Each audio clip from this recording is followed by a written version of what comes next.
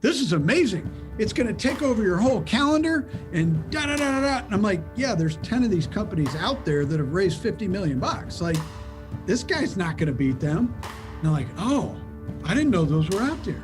I said, yeah, they're going to raise 50 million bucks. Your 50 grand is going to be worth nothing. I'm Ashley McFarland, a nonprofit executive living in Duluth, Minnesota, and you are listening to the Vance Crow Podcast.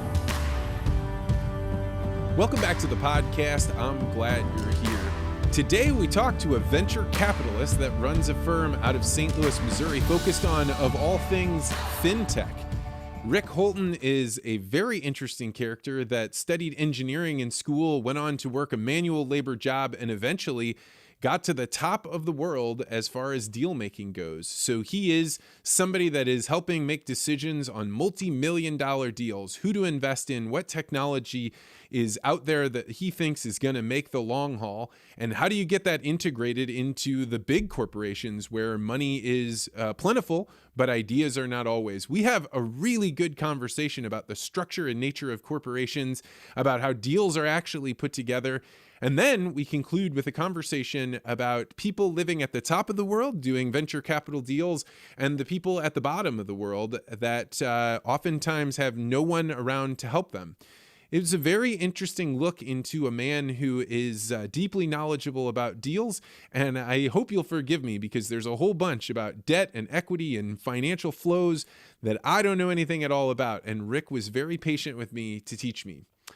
Before we get to that interview, I wanted to bring up a project that we've been working on in the Articulate Ventures Network.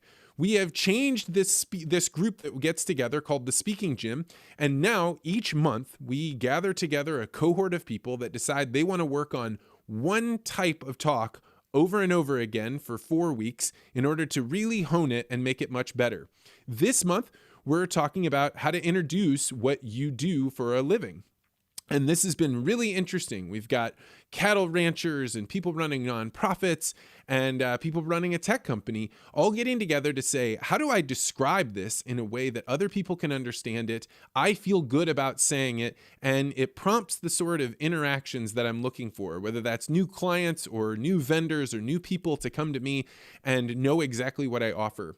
If this is the type of thing that you'd be interested in doing, we would love to have you in the Articulate Ventures Network. It's a place that is filled with people that have all different backgrounds, and the one commonality they have is that they found us through the Vance Crow Podcast. We don't advertise the network out in the regular world. We really just want to select for people that are listening to ideas deeply, that want to find other people that are willing to explore ideas, and people that want to try and work to make their lives, their skill set, and their world better. So if you're interested in joining the network, know we'd love to have you visit network.articulate.ventures for more. Now, without further ado, on to my interview with Mr. Rick Holton. Rick Holton, welcome to the podcast. Thank you. So, when people think about venture capital, they think about the coast, particularly West Coast, and yet you are housed in St. Louis. What in the world? Why would you make a venture capitalist firm here? I love St. Louis. I grew up here till I was 15 and was gone till I was 25 and came back here for business school. And this is where I wanted to raise a family. So that's why I'm here. The financial crisis created a lot of opportunities. 2009, 2010, the world changed, and technology was really a solution to a lot of problems. And there's a lot of smart people everywhere, not just on the coast. And I started seeing a lot of angel deals. I joined the Archangels. I had a meeting every month, and people would come pitch deals, and you throw little checks at stuff, and I kind of liked it. It was fun, entrepreneurial stuff. I'm an entrepreneur. I've started several companies and love working with entrepreneurs. Was a member of EO, Entrepreneurs Organization. So it was just fun. St. Louis has a lot of money in general. but it's pretty conservative. People are risk averse here. We're like the number 2 or 3 market for wealth management in the country, believe it or not. We have incredible wealth management firms here that manage money for people all over the world because of our conservative nature. So these great startups were having trouble raising money. Everyone says, well, I could lose my money in that, right? And so a lot of us kind of organized to write bigger checks collectively and really try to get the startup scene going here in St. Louis. That was also going on in other, every other market. There's good technology in every market. Big story was, Jim McKelvey was one of my partners. They started Square in St. Louis and couldn't get funding. No one would fund it. I said, how are you going to beat Visa and MasterCard? No. So, they had to move Square to the Valley. And obviously, it's been a big success. So Jim's here as well.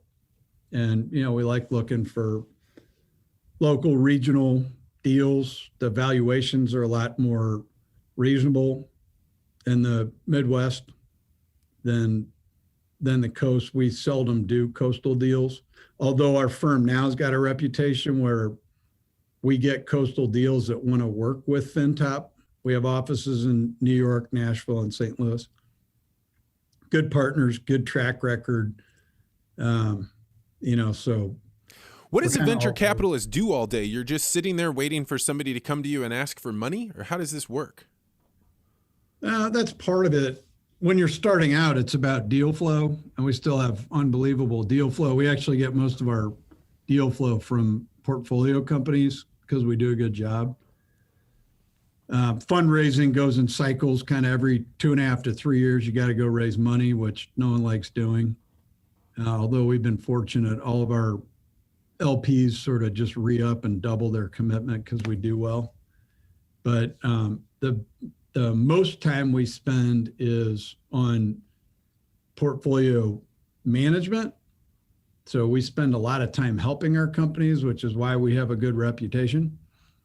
We're active board members. We don't write checks and say, send us quarterly reports. We talk to portfolio companies, sometimes daily, if they're in the middle of a capital raise or, management changes or, big contract negotiations. They call on us because we have a lot of business experience that typically younger entrepreneurs don't have. I talked to a guy yesterday for an hour. He just signed really an unbelievable contract with a major public company. The problem is, it's short-sighted because you give him 40% of his revenue away. I said, that's a blessing and a curse because, when you hit breakout, you just killed your margin.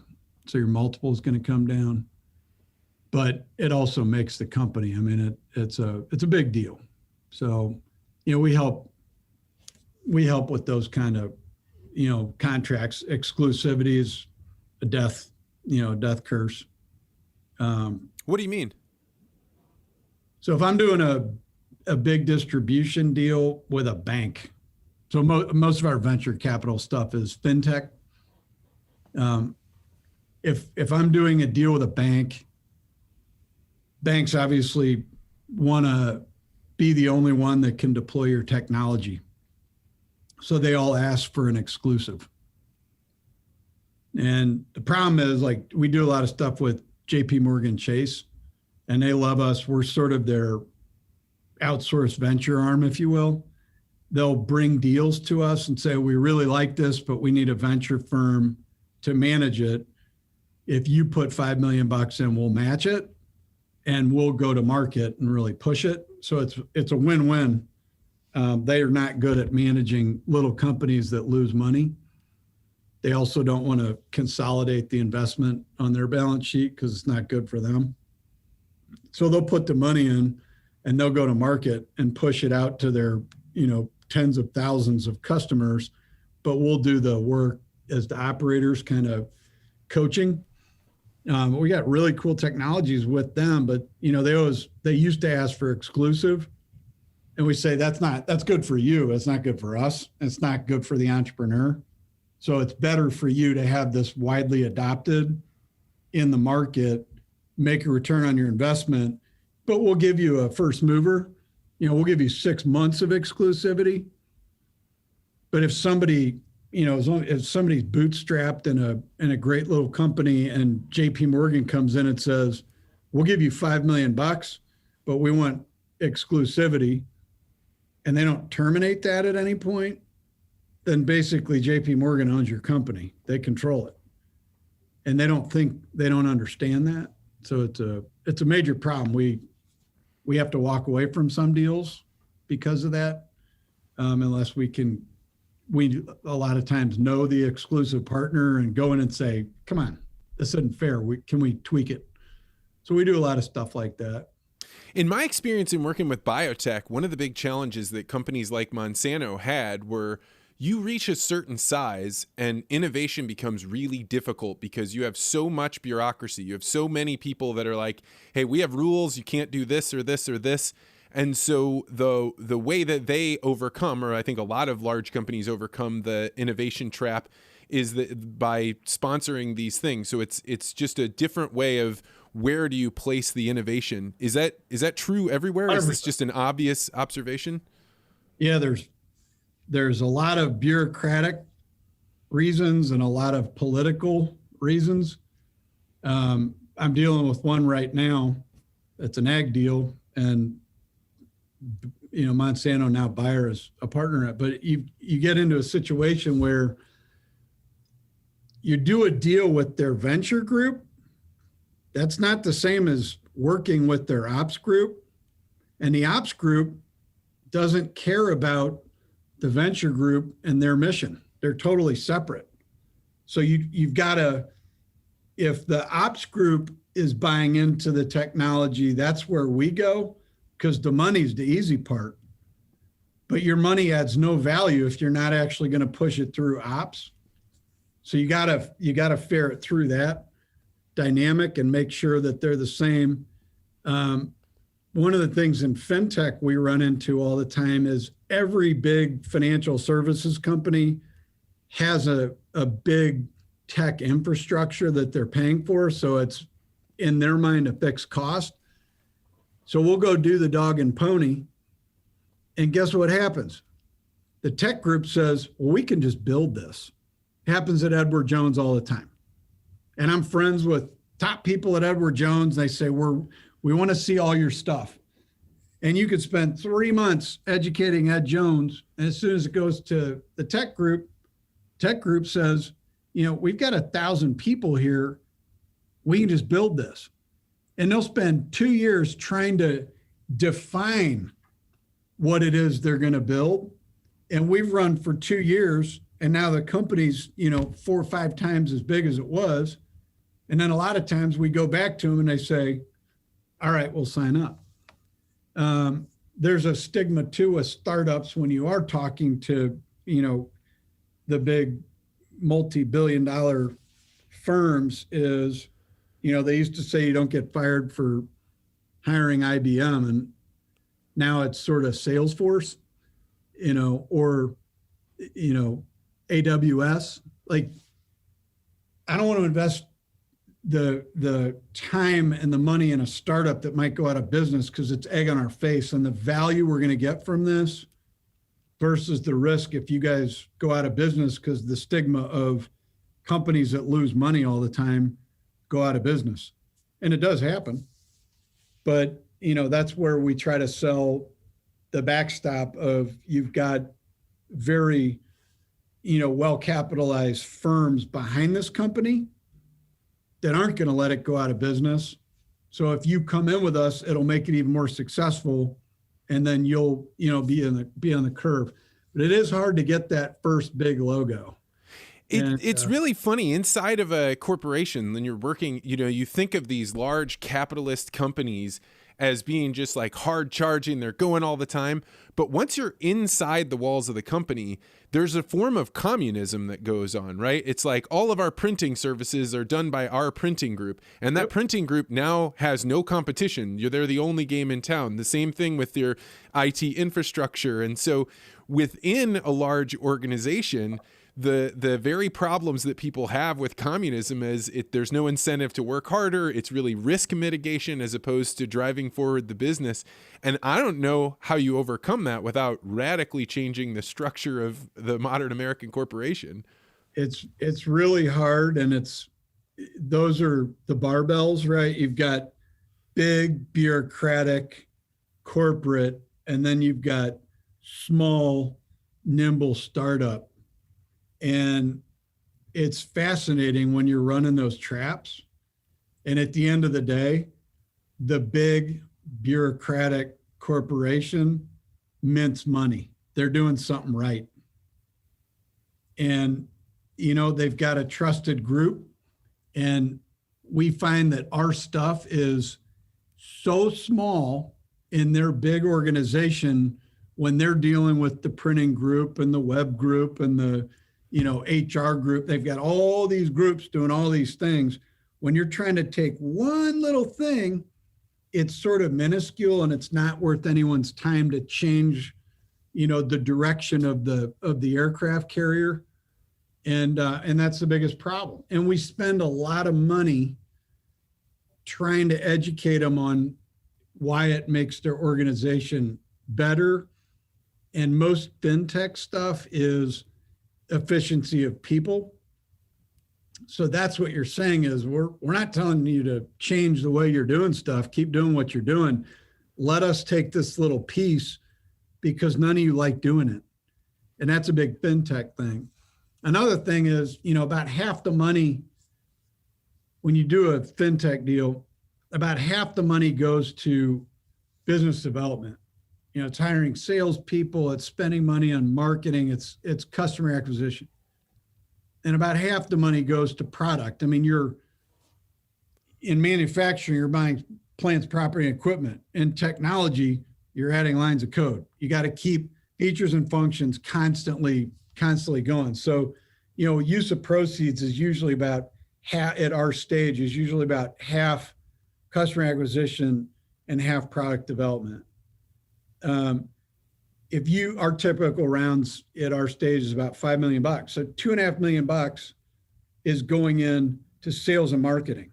So we're actually launching, half of our deals sell to banks. So we're launching a fund right now that is only open, the LP is only open to banks. And they're all banks that are signing an agreement to hear pitches from any companies that the fund invests in. Well, they spend all of their money trying to sell into banks. So it's 100 banks. So every month there's like a demo. So the portfolio companies get access to 100 banks, and then, the banks follow up if they're interested in the technology. And we stole the idea from Shark Tank.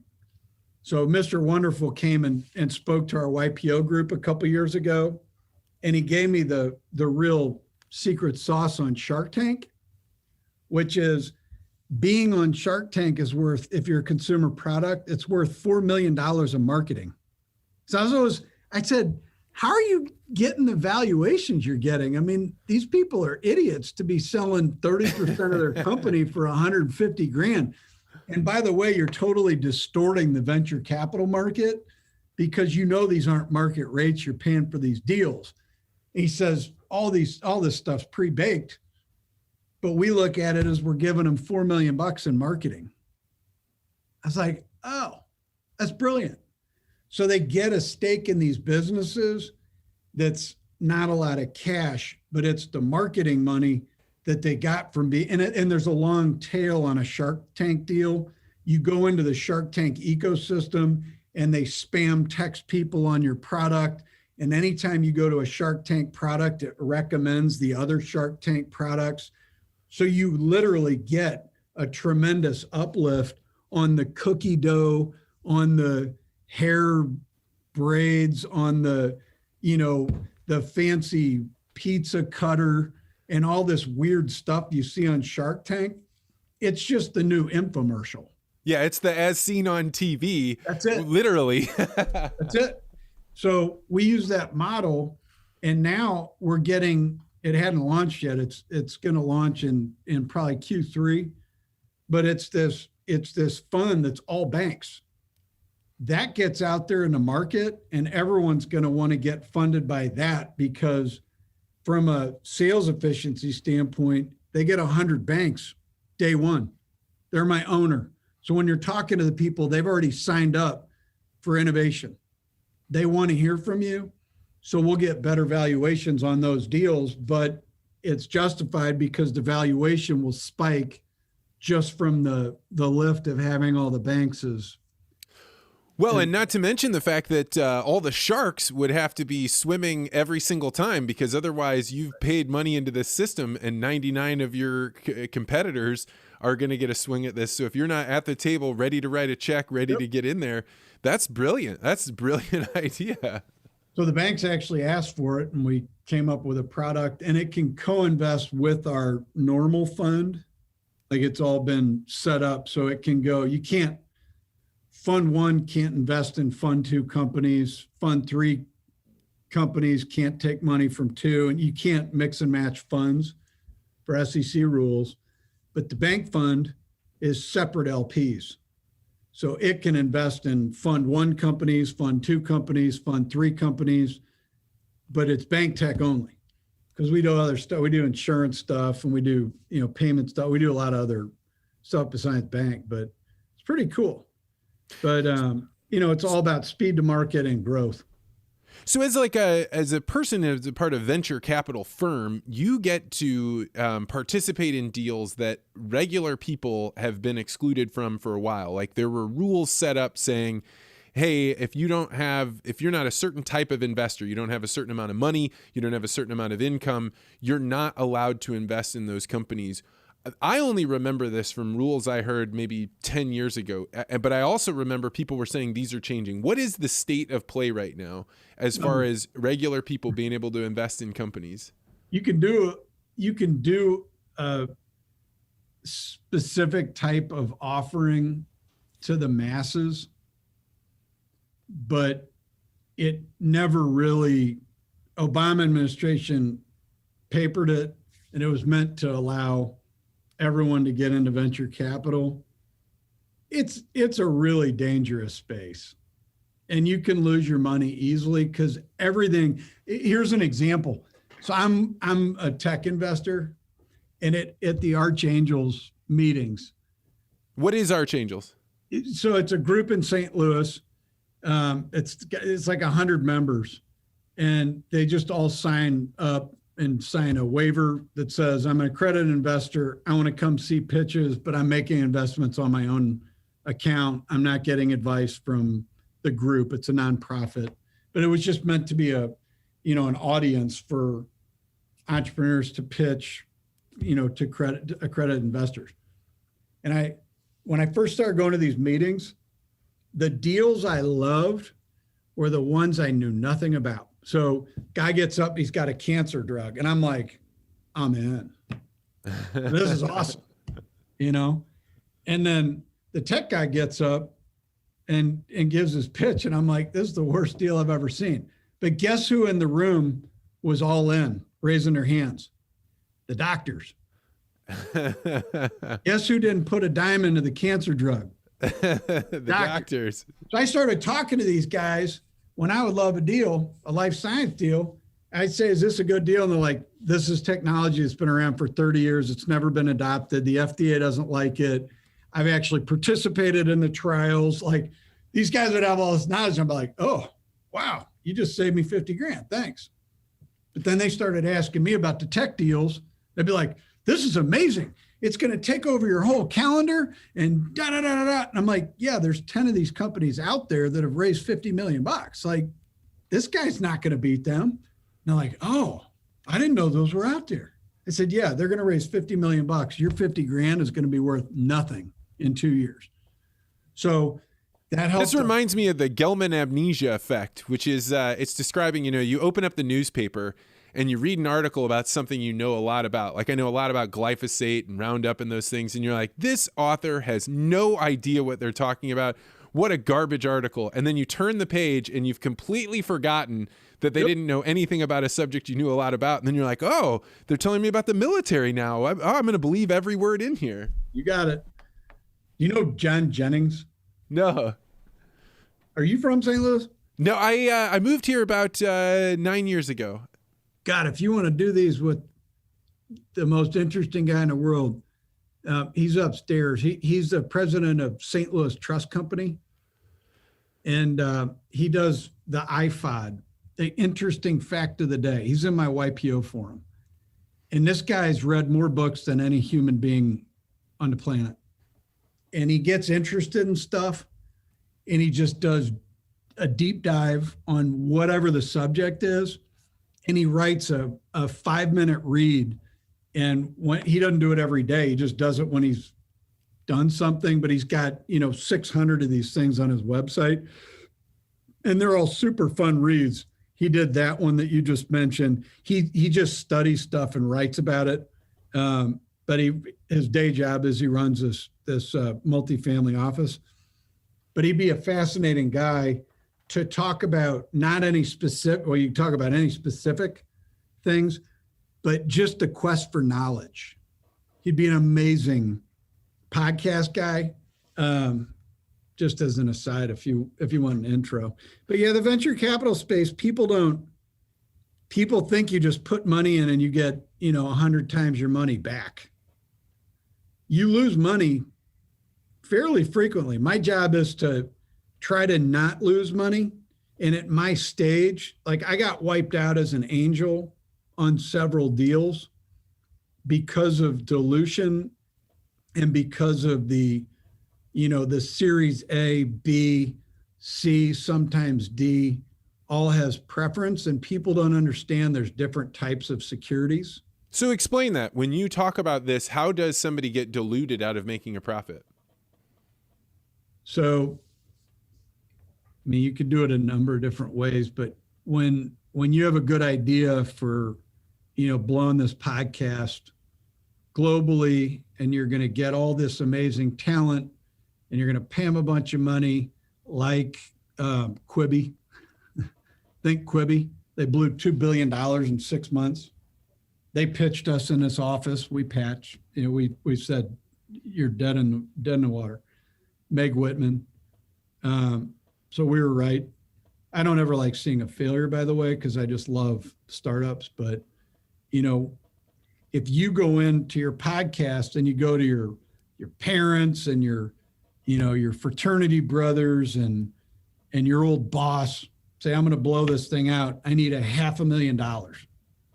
A lot of times it's getting better now because NBCA sort of educated the world on venture capital, but it used to be, you go buy a bunch of common stock. Common stock has no rights. So then all of a sudden you start spending that money, you start getting success, you start getting talent, and Joe Buck's doing one, and you're starting to get a bunch of good names that are, doing your podcast. And then you go out and raise institutional money. You go for your Series A. They come in and say, okay, well, you're doing pretty well. We think you're worth $10 million and we're going to give you $2 million, but we're going to put a preference on it.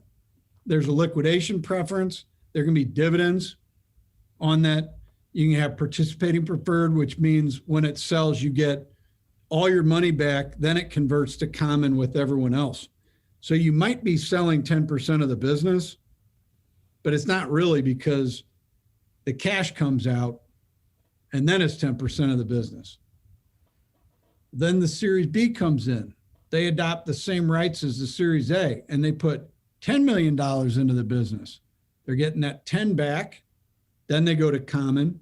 The A's getting their 2 back, going to common. And all of a sudden the founder, where you thought you had, 40% of your business, they took all the cash. And I'm not saying it's not fair, because it's downside risk is what they're managing. My job's not to lose my investors' money. So I put protections in there. So, you know, if you go nuts or go AWOL or go to the Bahamas or whatever, like if we liquidate this thing, I'm going to get my money back before the common gets anything. But if you were that first seed investor and you bought common, you just got nuked. What if the scrap value of this thing's 10 million bucks? This is what's happening at Quibi. They're parting that thing out and they're getting tens of millions of dollars. So $1 billion just went up in flames. But if you have preference in the stack, you're going to get paid before the next guy down the ladder and the next guy. So that early investor, you think, you know, I'm going to make 100 times my money. And a lot of times it doesn't shake out that way. But the number of investors that don't even understand that, that's why doing the, you know, the big Obama era Reg D offerings where you don't have to be an accredited investor, it's really dangerous. We don't play in that space. We're institutional. All of our LPs are accredited investors, and we don't do deals that are raising money that way. So, what was the time that you lost it, where you got your hat handed to you? Great beverage deal in St. Louis, founded by a doctor called Noggin. It's what you drink when you want to think. It had a food supplement in it called Cognizin. That's actually a byproduct of making beer. And Sapporo was the ingredient provider. The company was really doing well from a beverage metrics perspective. And so what they said is, hey, we'd like to get involved with this company and ultimately buy it. So it was a good strategic, but the way they funded the business was with debt. They didn't buy equity with us. So they put in this never-ending stream of convertible debt, but they played games. They wanted to explain what that means. I don't know what that means. Okay. So when you're going to raise capital to get Joe Buck, if it's $10,000 a podcast, and you say, I'm going to do 50 podcasts to build content so I get a following, and I'm going to spend $50,000 promoting it on Apple or however you promote podcasts. I'm going to do a bunch of, placements on different, social sites or whatever, right? You've got a plan. I'm going to spend money. I don't want to value my business right now because I'm kind of early, and to go out and value this thing right now with my friends and family, I don't know what it's worth. Is it worth $1 million? Is it worth $5 million? I know it's going to be worth a lot. So tell you what we're going to do. Let's do a convertible debt offering, put 500 grand in my bank account, and I'll wait for the value to be set by somebody like FinTop because they know how to value this stuff. They know market comps. They've got pitch book deal info. And we actually owned a great company called Deal Cloud that has metrics and data and all this stuff. It was for venture private equity guys. So it's a way to raise cash without selling equity today. And then what you do is you give me a 20% discount on the debt when you go out and raise your A round. So it's very common. That's what convertible debt is. Well, they come in and give us $1 million. Then they give us $5 million. And we're like, oh, this is awesome because we haven't been diluted, right? We're growing with debt. That's amazing. And then they decided instead of growing in a city, we want to grow a whole state. And they picked Florida, healthy state. And they picked Florida and they did this distribution deal with Walgreens. It's a pharmacy. The one problem they didn't think about was you have to distribute yourself. So covering all the Walgreens in the state of Florida, there's a lot of holes between the stores. So they had a handful of people driving around with a noggin truck filling the coolers in the Walgreens. But the sell-through wasn't that high when you're launching a new product, so they would only go by once a week. Well, Monster, they were replenishing twice a day. And guess what the Monster guy would do who was replenishing, like the beer cave kind of thing? The Monster guy, I had it on camera. He would come and push all the noggins into the back of the cooler. The employees of Walgreens are not in charge with stocking the shelves. So noggin was always sold out of Walgreens. They couldn't figure out why they weren't selling anything.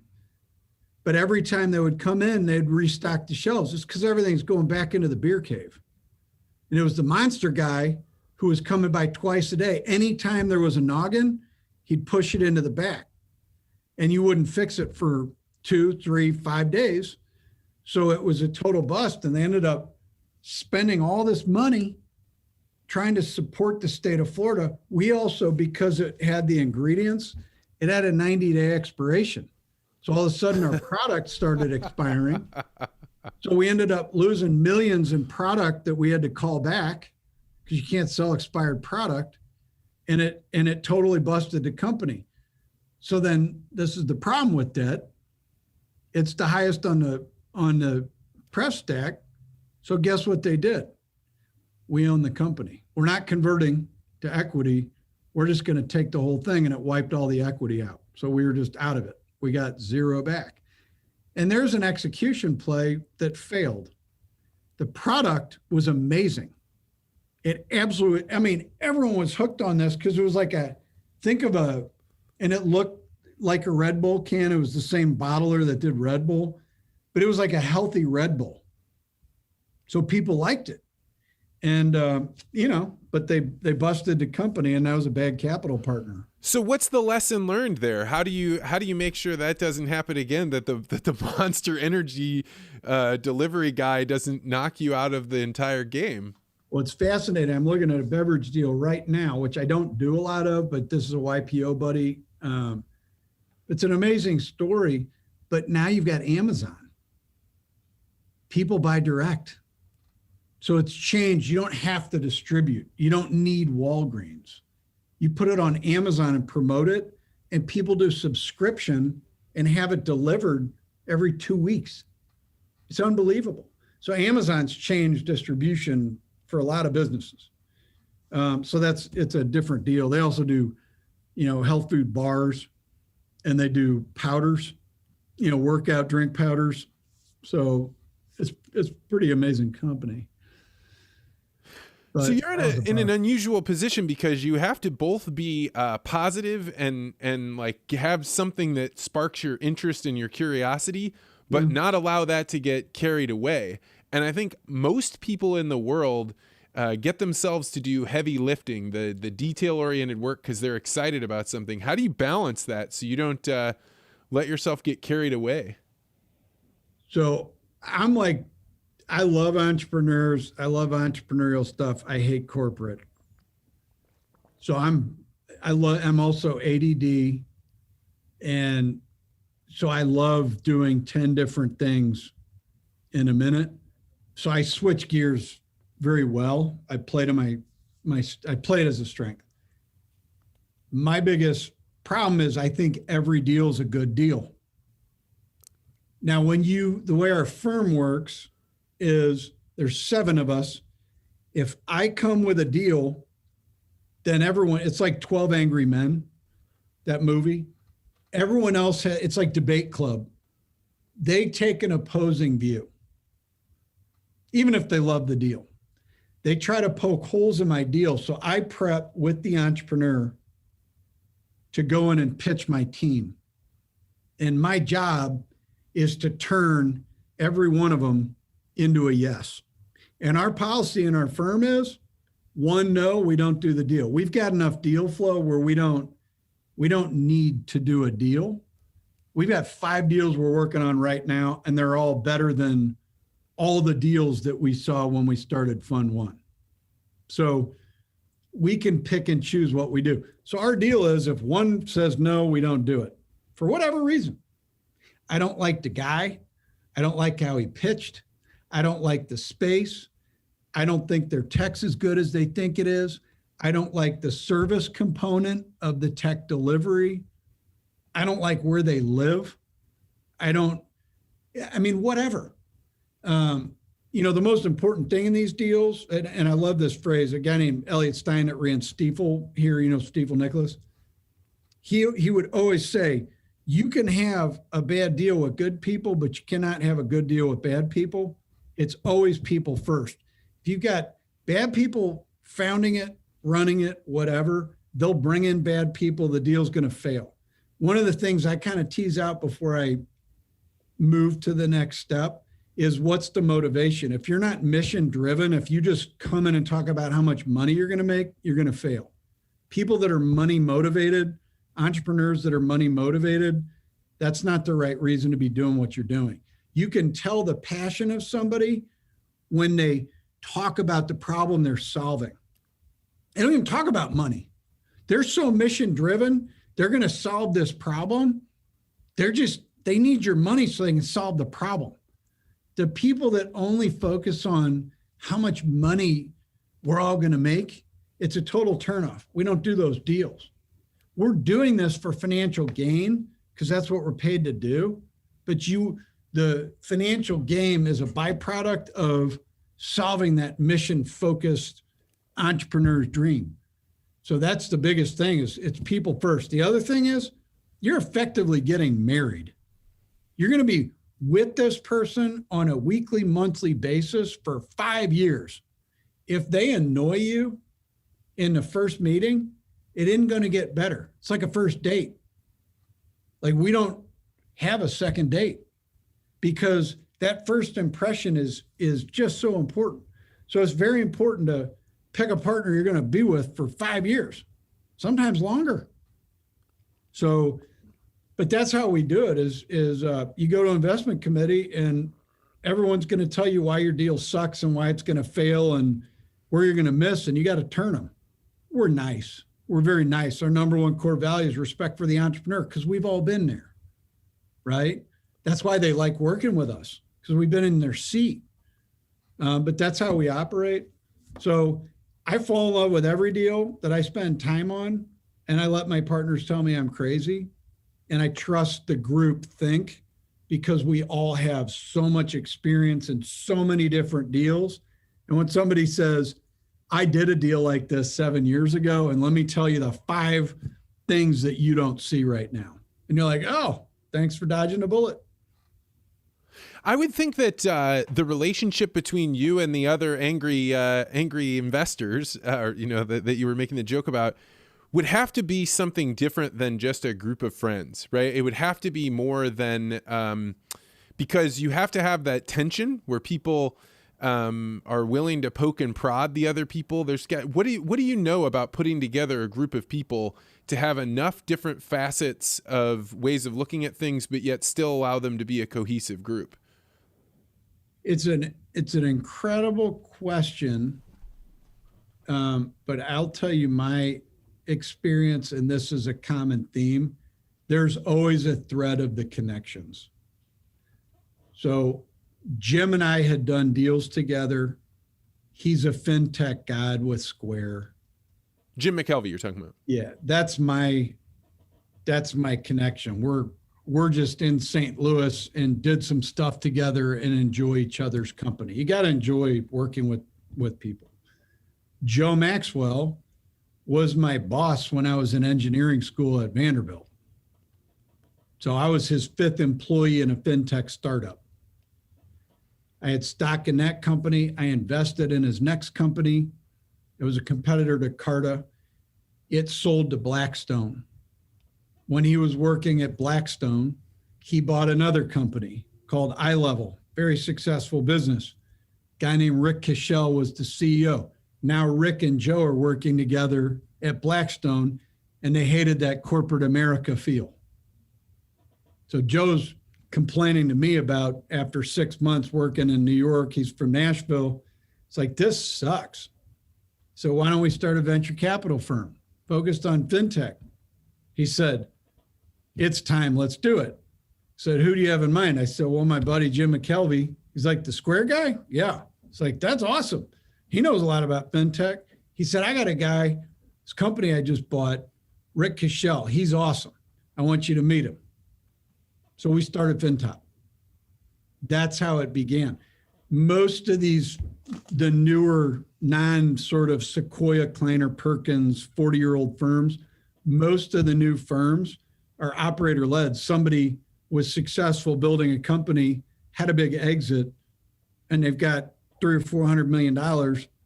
They start a venture capital firm to go look for them 10 years ago. That's what most of the firms are now. They're not the older, very smart, very successful, very big blue chip venture firms. Most of them are smaller operator-led funds, and they get together with people they're friends with from industry and whatever. It's very hard to get into the venture capital business because you have no track record. So, one of my favorite questions to ask people that have shown they're willing to go against the grain or try things that other people won't try is what I call the Peter Thiel paradox. And this is, what is one thing that you think is true that almost no one you know agrees with? And I'm particularly interested in your view on this about St. Louis, because to me, like focusing this on a region and saying, what is something you believe is true about this that almost no one agrees with you on, sets a new path. Does one come to mind for you?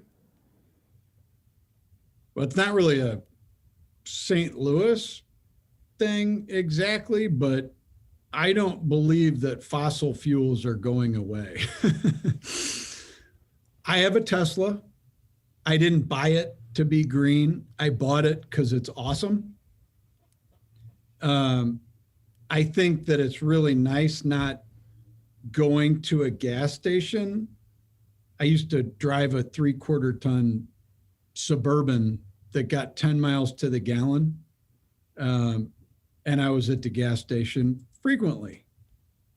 There are limitations to electric vehicles that will over time go away, but I still think that there's a need for fossil fuels, especially when you get into electricity generation.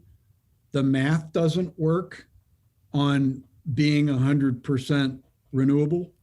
You cannot put enough windmills up. You cannot put enough solar up. And I think, and even if you do, you're giving something up. You're giving up valuable arable land that is probably the most valuable thing we have in the country. Well, you're also creating the future Superfund sites. It's not green. The production of a windmill for the generation of electricity and the 15-year life that it has on the blades, you can't recycle it. It's massive amounts of scrap, and it was a massive amount of inputs that went in. So the carbon footprint of a windmill is not good. And no one's talking about that because it looks cool and it feels good. Yeah, I worked at the World Bank, and I remember when they were starting to funnel all of this money into, let's do just infinite numbers of windmill projects. And when you go look at it, you find out, like, okay, let's just say you get that thing all the way up, and let's not include the mining costs to get it together, the assembly costs, but taking it down costs something like 3 times as much as putting it up, because it's so difficult to disassemble those things, and now you've got to bury it somewhere. So I'm totally with you on that one. And it's not reusable in any form. And then you talk about something that's very unecologically sound, which is concrete. And I used to put up in the cell phone craze. I was an iron worker. I worked on a rigging crew, and we put up cell phone towers. I worked in Denver. We put up those cell phone towers everywhere, and I'm talking thousands.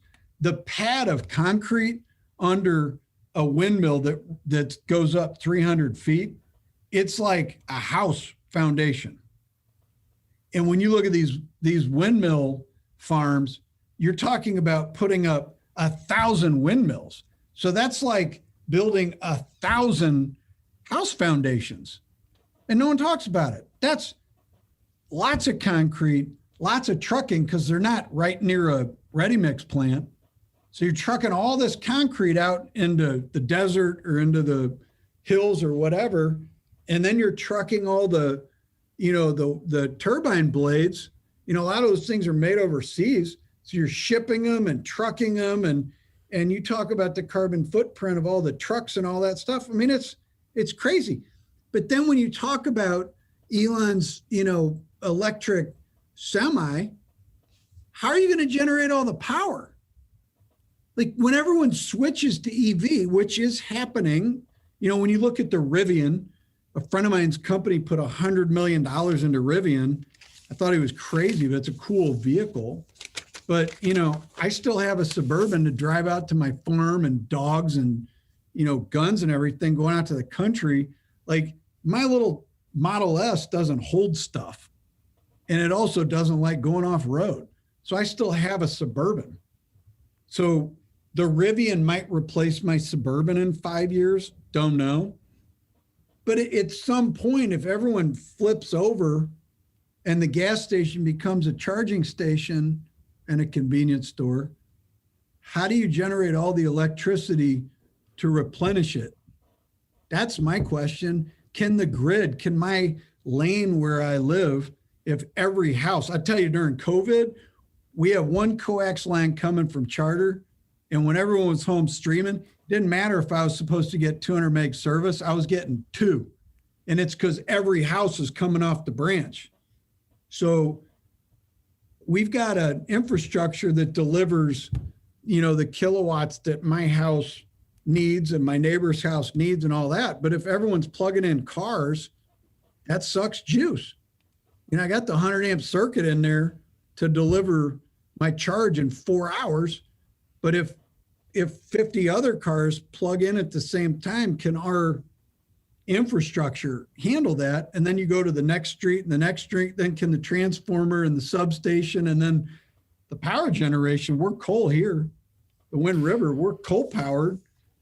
Well, coal, I think, is the original cancel culture victim, right? Like that was a group of people that it is. I can get a lot of people from the energy industry onto this podcast. It's very easy for me to find people, except for coal. If you go out saying, is there somebody that's a spokesperson for coal? It is very, very difficult to find somebody that wants to talk about it because it was made so abundantly clear to a certain group of students, I think at certain age. And then those people came up with those ideas and to try and say like, hey, wait a second, there are things like the amount of energy you have to generate, you got to consider. It's just, that was completely canceled. Coal's dirty. We want it gone. And it started 15 years ago and it bankrupted all 7 coal companies in we were the world's center of coal.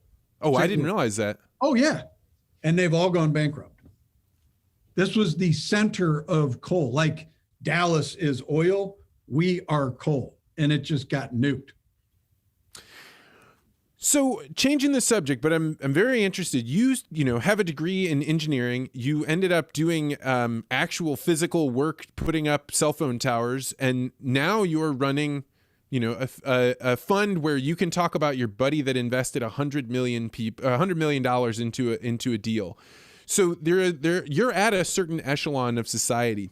I've started watching this YouTube channel called The Soft White Underbelly, which is this photographer that interviews people at the very bottom of society, people like prostitutes and guys that are addicted to crack cocaine and living on the streets. And I look at that juxtaposition and I think that somebody like you probably has an interesting view because you were a worker, did stuff with your hands. What do you think needs to be done in order to bridge the massive divide between the two worlds that we're talking about here? It's a good question. And I'll tell you how I'm doing my part. So I was at a YPO event, a guy named Danny Ludeman, who was the CEO of Wells Fargo Advisors, retired. And he did his halftime sort of review of his life, and his success to significance was Concordance Academy. And as a venture guy, he talked to our group as potential investors in a metrics-driven solution to recidivism. And if you look at the underserved, it perpetuates itself in a big way because of the prison cycle. So if you go to the inner city, you got people without dads and moms in some cases. A lot of women go to prison too. People don't know that. And I don't know about you, but if you grew up without any parents and no one telling you to go to school, probably wouldn't have gone to school. Oh, if I didn't have my dad, I would have been completely unruly. There would have been no stopping me. I would have been completely wild. I was bad anyway, and I had to. So you look at what's going on, these people typically have an addiction problem. 93% of incarcerated people actually committed to crime while under the influence of drugs or alcohol, or both. So there's an addiction problem. Usually that happens to people because of a lack of purpose. There's a void. They don't know what to do with themselves. They have no direction. They don't have people saying, you ought to go get a CDL and be a truck driver. You know, there's a shortage of truck drivers in this country. You can make $130,000 a year. Why somebody's not going into the inner city? And I'm like, this is crazy. You got all these unemployed people. And Rankin is a local trade school here. They've tried to reach out to the community and say, here's a 6-week course and you can make $130,000 a year. They can't get anyone to take it. They have sponsorships so you can take it free and people won't take it. It's like, you can drive around, see the country, make $130,000 a year. People won't take it. But anyway, so Concordance, Danny hooked me. I've gotten a bunch of my friends involved because they're attacking, it's a holistic approach to attacking the chemical dependency, the problems that you typically have when you get out. People don't realize this, but when you come out of prison, you got all the bill collectors, all the garnishments, all the other, lawsuits against you. A lot of times you come out and then they pick you up because you got an outstanding warrant because you're in prison by the time, it's awful. So these people come out and they got no help. So they all go back, 97% of them go back to prison within 5 years. You're recycling prisoners. But what people don't understand is it costs us taxpayers $103,000 a year to incarcerate a prisoner. But it's a lot bigger. I think it's $1 trillion problem. Opportunity. It's $1 trillion opportunity for investors. Because if you stop the cycle, we've cut recidivism 50% in the last 5 years from everyone that's gone through the program. 50%. So if you just do the math on perpetuity, if it's $103,000 a year, then it's $1 million lifetime at a 10% discount. So it's $1 million problem. If we can stop 50%, we're saving $500,000 per life. So the return on the investment, you can see how the numbers can get pretty big. But then they commit an average of 7 crimes within 3 years to go back to prison. That's breaking into your house. That's breaking into my car. That's rape. That's, going into a convenience store and robbing the convenience store. So the social impact of all those 7 crimes has some number that we're working on calculating, get an average number. If you stop the 7 crimes, that's better for you and me. Forget about just the $103,000 a year that we have to spend to incarcerate. Now we get economic benefit out of it because I don't have to go fix my window that they broke. Now you get into the soft dollars. What happens if the boy has a dad? The dad's not in prison. What if the boy's actually got somebody at home saying, hey, boy, go to school? And the guy's got a job. Well, how do you solve that? Schnooks, bunch of different corporate sponsors of this program have created job training and placement. So they get out of prison, they get trained on a job, and then they go to work. So now they're actually earning an income. So there's a reason not to go to prison because they have a better life out of prison with money. But you're also showing your kid get a job, go to work, go to school to learn how to get a job. Yes, St. Louis has a really interesting program, the Father Support System or Support Network, and like their premise, it was fascinating. The idea, and like once you become like I recently became a parent, once you realize, like, hey, if you don't know what you're doing and nobody taught you how to be a parent, it would be really hard to do that, and particularly if you're coming from having struggled, like. When I first saw that place, I thought, this is neat. And now as a father, I'm like, that is very important. I would recommend, if you have not watched this Soft White Underbelly YouTube program, it is maybe the most mesmerizing thing I've seen in the last 5 years, because it really was a humbling thing for me to watch. And it's why I'm prompted to ask you, because I realized my life was an Andy Griffith 1950s upbringing, and you're talking about people that found their mother dead from an overdose at 8 years old and then got put into a foster system. And you think, like, if I hold them to the same standard that I hold my buddy Travis Liebig to getting stuff done, it's not fair. And so we've got to figure out things to lift people up, because not only the money side of it, but just you see the pain on these people. Like you hear them talk about, I don't want to be addicted to crack. I just can't stop. And if I have such a pull, if I did hard drugs even one time, I'd be gone. So I can't judge them in that way. Well, you just named the two biggest problems. It's chemical dependency and no family. Those are the driving problems behind everything going on with that part of society. Because if you have no parents, you have no one's going to care about you like your parents. And if they're not there, and or if they're chemically dependent, I mean, come on, you don't have a chance, and it perpetuates it. And unfortunately, our government has encouraged the behavior. Yeah, I mean, I had a really interesting guy named Larry Sharp that said, for every unit of government you put in, you take away a unit of community. And I think that that's exactly right. Well, Rick, I have way overstepped our amount of time that we had allotted. I have loved this conversation, as Travis told me I would. So thanks for coming on. If people wanted to learn more either about your fund or about Concordia, how would they go about doing that? Concordance Academy, I'd love to talk to them about. Our fund's not open. So if anyone has what I would love is if anyone's got a great FinTech deal, I would love a referral. We don't publicly raise money. That's illegal, by the way. But Concordance, we would love support. And there's a number of ways. Time, treasure, and talent are all needed. Tell me about that. So if somebody heard this, what's one thing they could do? This is very helpful. It's time, treasure, and talent. They can volunteer. We're franchising it. It's nonprofit, but think of a franchise. We're opening it in other cities.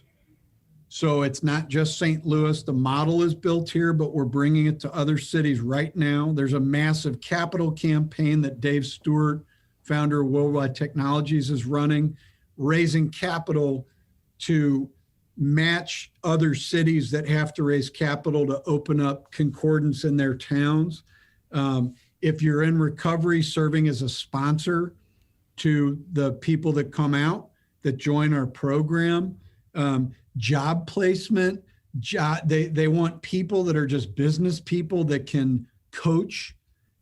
Mock interviews is a big deal. There's a bunch of different ways that people can use their time to support Concordance. And if it resonates, give us a call and we can tell you when and how you can help. So it's a great opportunity to give lives back to people that feel hopeless. You've got, a sample size of 30 million people in the sort of flux. So it's a really big total addressable market. And if we can cut it down 50%, which we've already got the efficacy, we've only done 500 people. But if we can cut down 5 million people, that's 5 million families that have a chance to not have the broken family cycle perpetuate. And that echoes into eternity, right? You have no idea how far that will go. Big time.